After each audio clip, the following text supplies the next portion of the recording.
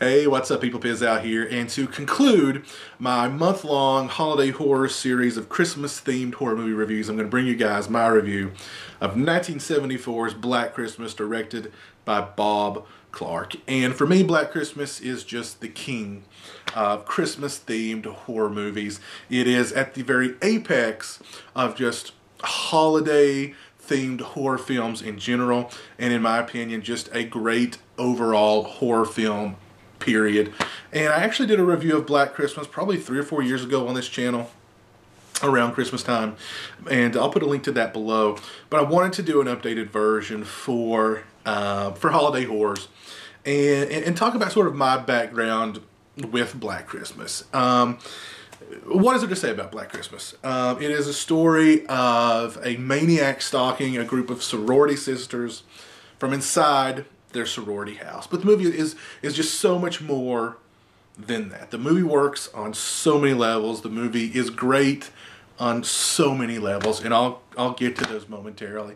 I first became aware of Black Christmas many years ago, back when I was probably in high school, and right around the advent of the internet, put it that way, right around the advent of the internet, and I was discovering all this information about horror movies out there on the internet, and I was trying to track down, some of the more, obscure, heralded, cult horror movies to broaden my horror movie horizons. And Black Christmas was one of those movies on so many of those lists. Cult films, obscure horror movies that people should see, obscure horror films that deserve, a big, a nice DVD special edition release, stuff like that. And but at the time, it was not available on DVD. Back in the 70s, it got a very brief run theatrically. It went out on VHS. That's where it sort of found most of its cult audience. But even the VHS copies of Black Christmas were very hard to track down. They had them on eBay, of course, if you wanted to pay $50 for one, which I did not. And then finally, I believe it was Critical Mass released the DVD of Black Christmas, and I finally got my hands on it. I popped it in, and I was blown away.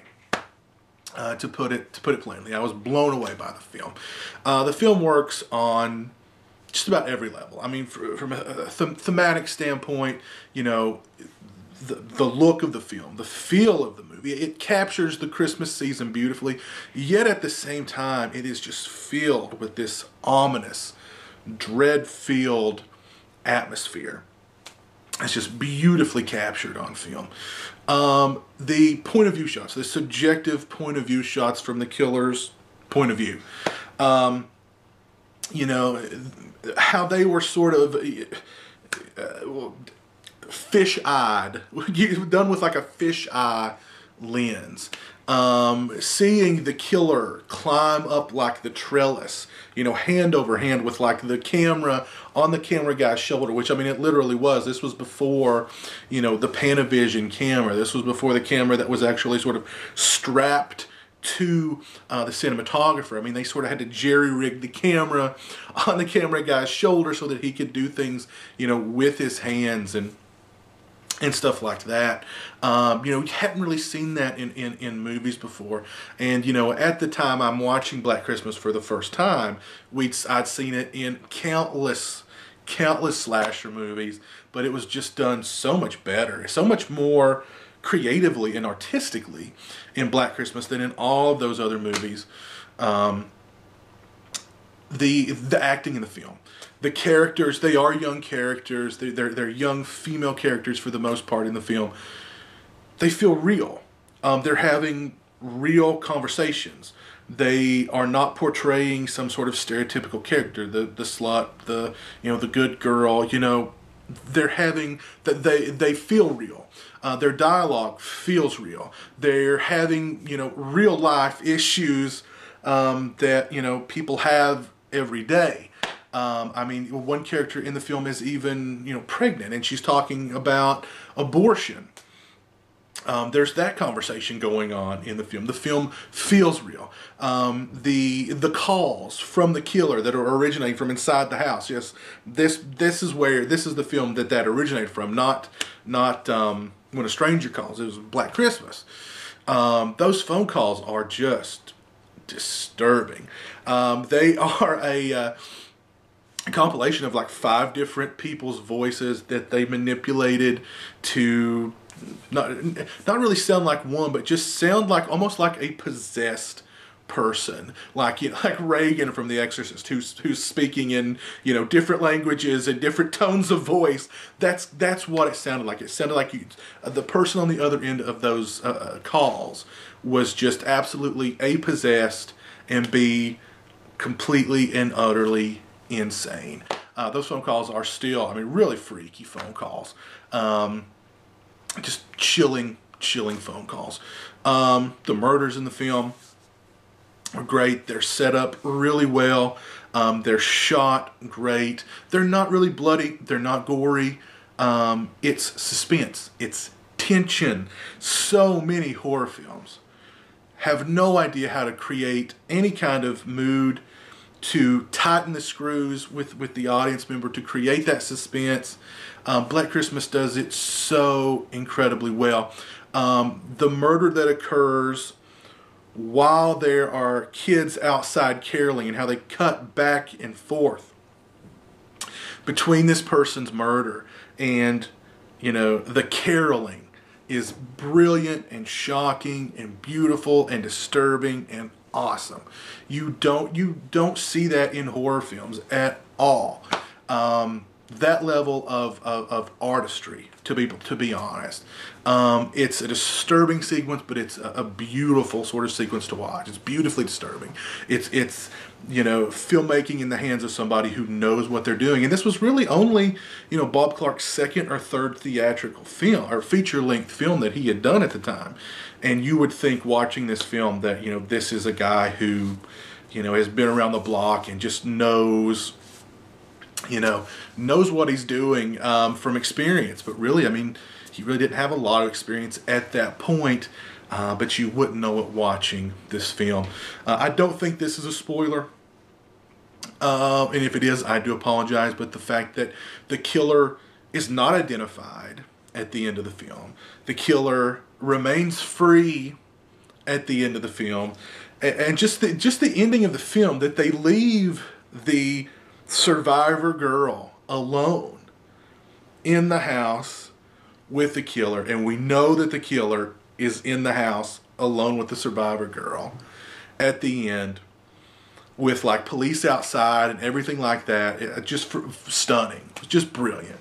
Just brilliant. A horror movie today would never get away with that. Never get away with that. If you saw the Black Christmas remake, you know they went above and beyond the sort of, okay, this is who Billy is, this is his backstory, this is the why, oh, let's throw in Agnes just for good measure. I mean, they totally just went the totally opposite direction with the remake, to just spell it out for you and throw it right in your face and dumb it down. And, you know, they didn't do that with the original Black Christmas. They didn't need to. That kind of ending made the film just all the better for me, as for so many horror movie fans. And you know, the acting is fantastic. All the actors in the film: Margot Kidder, Keir Dullea, Olivia Hussey, John Saxon.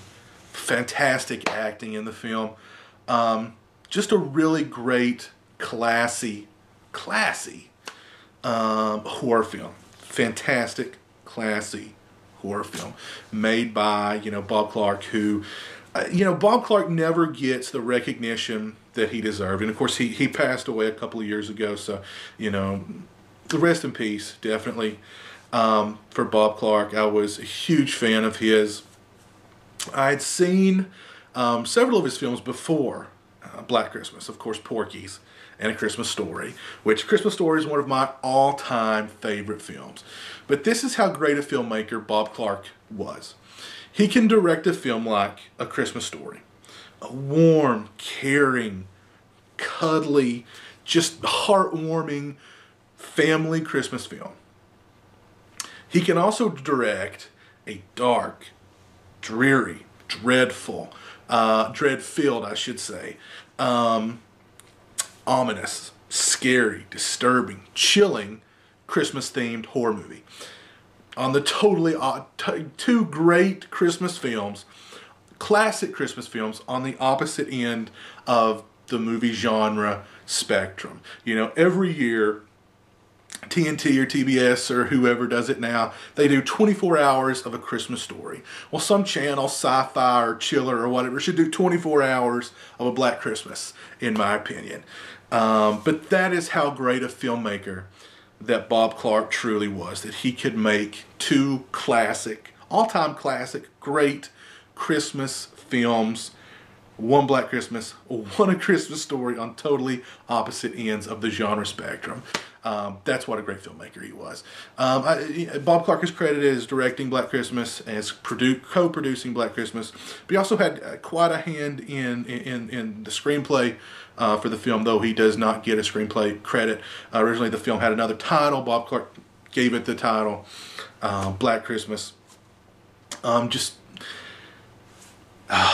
a film. Black Christmas. Just what a film. It works on every level. It really works on every level. From the screenplay point, from just the cinematic point, the look of the film, the feel of the film, the atmosphere of the film. The acting is great. The actors are phenomenal. The payoff is just perfect. It is the kind of Christmas film that at the end of it you are just chilled to the bone, and that makes for perfect Christmas for me. So Black Christmas has just been the absolute staple of my holiday horror movie watching every year for the past, I mean, God knows how many years I've watched Black Christmas, and this year no exception. And it's a film that just, you know, it's a film that it's a timeless film. You know, the characters in it, they look very 70s-ish. Lots of bell bottoms, lots of, you know, long hair. You know, very 70s-ish, but it's aged cinematically very, very well. You know, it's like a fine wine. I mean, just look at the original Black Christmas compared to the Black Christmas remake, which I actually considered talking about doing a standalone video for the Black Christmas remake. But really, I mean, honestly, the less said about that film, really, the better. It's a film that when I saw it theatrically when it first came out, and I absolutely hated it.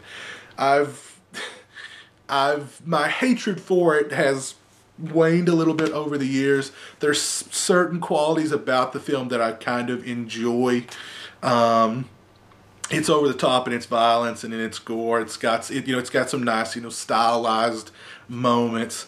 But just, I mean, really comparing the two is really night and day. I mean, they don't even exist on the same sort of filmmaking or just planet, really. I mean, it's different, totally different things. So really, I mean, the less said about the Black Christmas remake, the better, to be perfectly honest. If you haven't seen Black Christmas, the original Black Christmas, by all means, go out, purchase it. It's a film that should be in your collection, and it should be a staple of your Christmas/holiday horror movie watching, you know, yearly thing.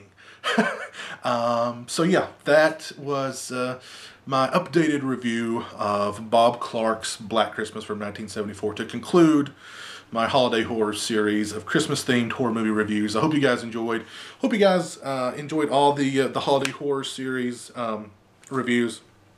Hope you guys are all having a fantastic, great holiday season, a great Christmas season. I hope Santa Claus brings you everything that your heart desires. If you've been good, if you've been naughty, you know, God help you.